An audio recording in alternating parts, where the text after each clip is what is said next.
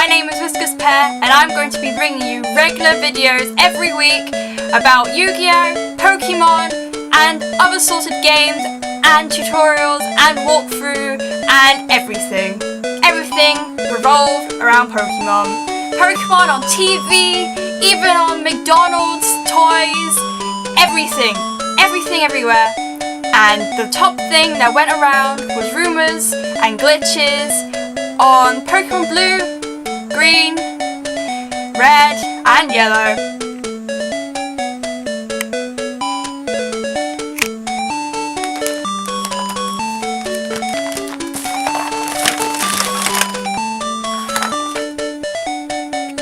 Now this episode is mainly going to be based on the top 10 myths and conspiracy theories from the first generation.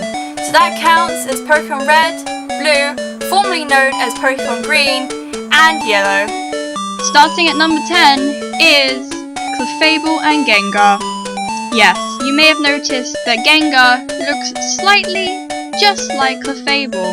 Now it says that Gengar is a shadow Pokemon, but exactly what a shadow of? Now if you compare both of them together, it looks like Gengar is Clefable's shadow. Their body shapes are almost exactly alike, with the only major difference being that Clefable has a curl for its hair and tail, while Gengar has spikes. For number 9 is the Naked Misty card. Now, they released this in Japan and it had a picture of Misty hugging a Starmie naked. It was banned from being released internationally, so when they redesigned it was called Misty's Tears. Like, what on earth were they thinking? Were they thinking, oh, maybe we should just put some boobs in there for the lols and make the children go weird and petery like Brock? Ugh.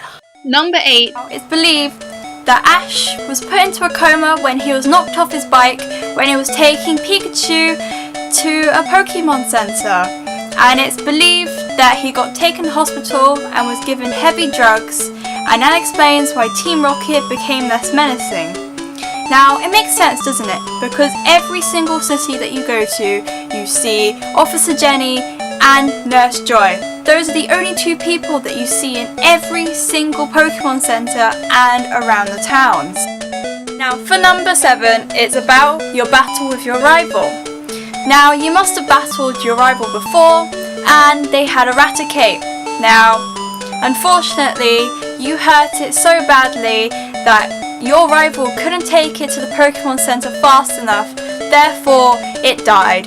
That's why when you go to Lavender Town in any Pokemon Generation 1 game, your rival asks you if you believe in Pokemon dying, and from that moment onwards, you don't see that Raticate ever again. Okay, number 6 is about the conspiracy about the Generation 1 games being post-war of Kanto. Now, there's loads of things that suggest this, like having numerous hospitals and gyms around, and it does make sense because your rival is an orphan, doesn't have any parents whatsoever, and your character doesn't have a father. And if you look around, all of the characters that are around are either kids, or the men are old, or in organised crime like Team Rocket. Especially when you go to the gym to fight Lieutenant Surge.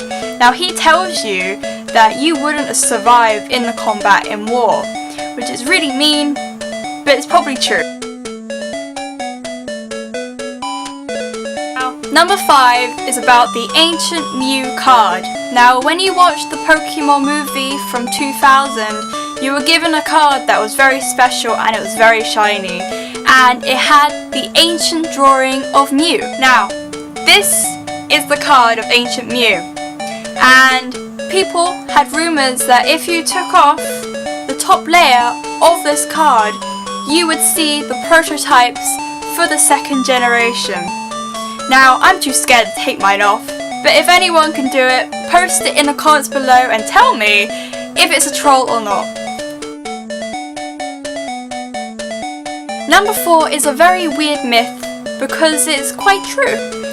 Now if you look at the Pokemon anime, on episode 13, you and your pals go to Bill's house. Now on his door, they have the carvings of all the legendaries or the Pokemon that are related to legendary stories. Now if you look closely, there's a Mewtwo on there. But no one knows that Mewtwo has been created or is in creation until episode 63. Now it makes sense, because he makes the PCs probably to store the stolen Pokemon. Now, that's pretty creepy, isn't it? Myth number 3 of my choice is to do with Jinx. Now, Jinx didn't always used to be purple. It had a black face. Now, I'm sure most of you lovely followers will understand why that is a problem. Now, loads of people complained about it being racist because it was based on a black caricature from the 60s and the 50s, and soon after the complaints it was changed to purple. Now, myth number 2 is one of my favourites. It's a glitch where you get a Pokemon called Missing Number or just M. Now what you do is you go to the guy in Viridian City and it teaches you how to use a Pokeball. Now, he teaches you and then you fly off to Fuchsia City or Cinnabar Island and you surf and you swim up and down and then you encounter a Pokemon called Missing No. Now when you try to catch it, it'll catch, but then it'll still attack you afterwards. So you have to kill it, and then if you look in your Pokemon box or whatever you call it, it doesn't have a stable sprite. Now it's really creepy, isn't it? That's creepy.